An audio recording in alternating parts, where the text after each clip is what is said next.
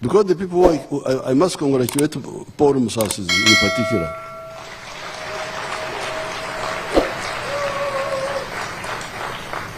Because he's the one who made the small something there, which I found, the Kasumoro one, looking like a teen. Karingaka Kevi. I found it there at Makerere. It is the one which, of course, I was already thinking about all that, but I was very happy to see that one of our young scientists had actually moved. And it is from there that we started funding them. And that's why we are now here. Now, regarding the future, I don't see any problem. That $143 million, we shall get it for sure.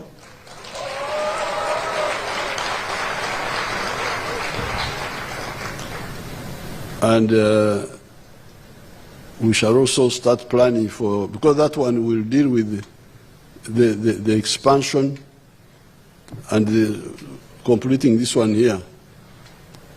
Museveni told me that that will enable us to produce 10,000 vehicles a year, because what you have now will produce 2,500. So with the 143 million, we shall be able to produce 10,000.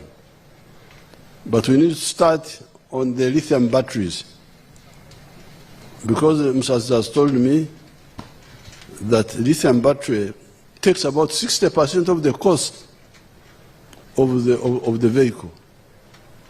So in order to get all our money here, we must resolve the issue of the lithium batteries made here. I'm talking with a number of investors. They are coming, actually. They are coming in big numbers. We may not even have to use government money only. The investors can bring their own money and share with us. So therefore, really, I congratulate everybody. I congratulate you Ugandans for gaining your confidence and standing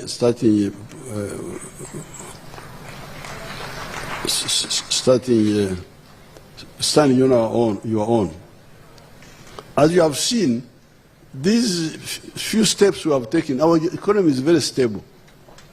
The shilling is gaining always against the dollar. You can see it. The shilling is not losing value. Why? Yes, we are still importing, but not too much. Now here, the vertical integration here is still partial. Because what we have now is that we have got skilled scientists who are using imported steel. Because this steel we are using here, we are still importing it. What Museveni was showing us, the tubes, then the sheets which are used to build the bus are still being imported. But soon, with our iron ore, we shall be able to, we have got some steel factories. We have got some steel factories using scrap, but scrap is not good enough for this type of work. Therefore, it is the new factories we are building. I think we are going to even commission one, ground break for one on the 18th of October. With the presidents of East Africa, they will come in Tororo, so that we start purifying our iron ore, processing our iron ore into the high quality steel, which is what they need here, so that we don't, because the steel imports alone in Uganda are $900 million. You can imagine all that money going out. It is as if the country has no leaders. or planners. And you have got planners, commissioner, or I don't know what. What are you commissioning? You are commissioning hemorrhage. There is a disease in the Bible which Jesus talked about. The Banyankole call it a kejuiso. Hemorrhage, where somebody is bleeding, you don't stop. So $900 million is going out to import steel. We have got the best iron ore in the world in Kabale and in Togota area.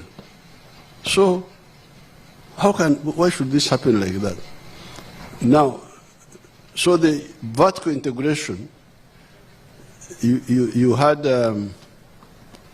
Museveni telling you about the batteries. Because these electric vehicles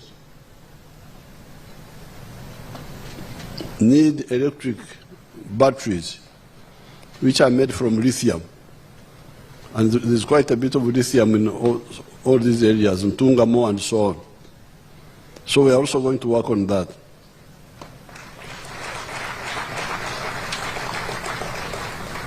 So what has happened here is some partial vertical integration, where you have the imported steel using our skilled labor and our electricity to produce these vehicles. This is the beginning. But what is already taking place is the horizontal linkage. Because we have been having transport. Transport is a sector.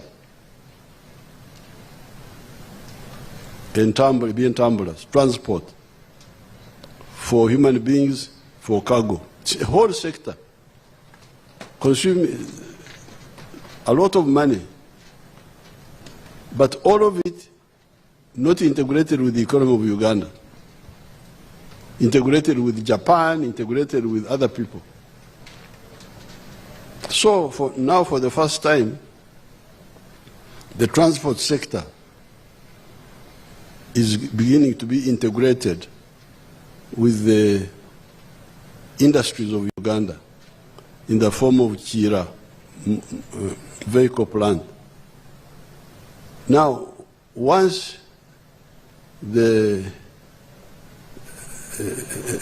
then it will go into other sectors, because transport is one sector. Then you have education, you have tourism, linkage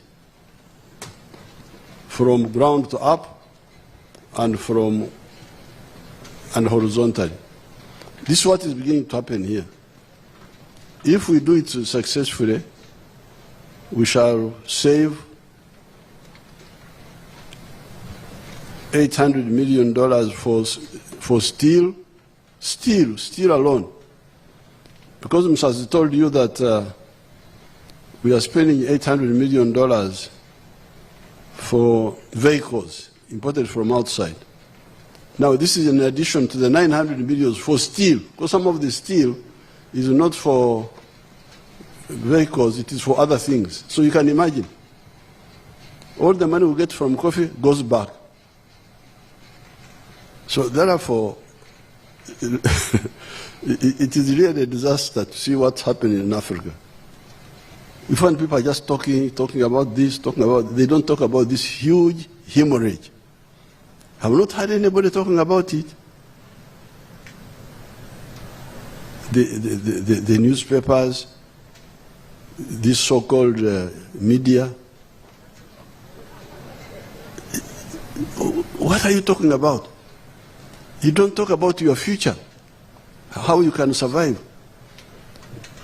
I have not heard anybody talking about the hemorrhage. This is the biggest problem of Africa. Now you can imagine the jobs you are talking about. Those young people whom I found there in the factory, those have jobs now, they are all engineers.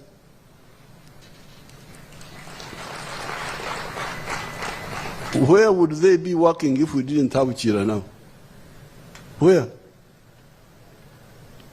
And you have people calling themselves leaders,